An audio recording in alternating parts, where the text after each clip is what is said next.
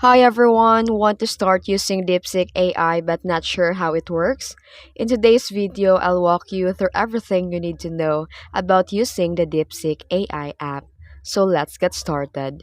When you first open the DeepSeek AI app, you'll be prompted to sign in. Then log in using your Google account, Apple ID, or phone number. Once logged in, you'll land on main app interface. Then, if you've used AI assistants like ChatGPT, the interface will look like familiar. The app is simple and user friendly, with few key options. And here to start a conversation, type your question or prompt in the text box at the bottom. The DeepSeek AI can help you with writing, answering questions, generating ideas, and more.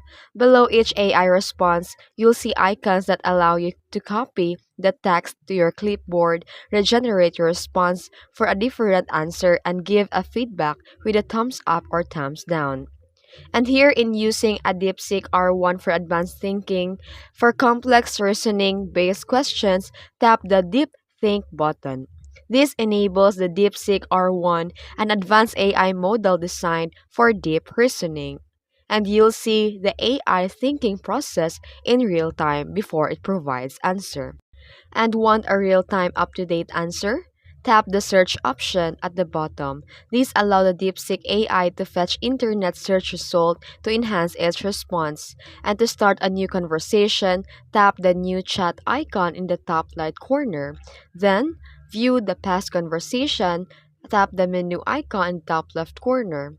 Then, need help analyzing an image or documents? Tap the plus button at the bottom. You can take a photo, upload an image from your device, import a document.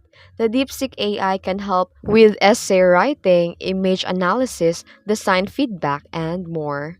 And that's it. Now you know all the basic of using the DeepSeek AI. If you found this video helpful, please like, comment, and subscribe for more tech tutorials.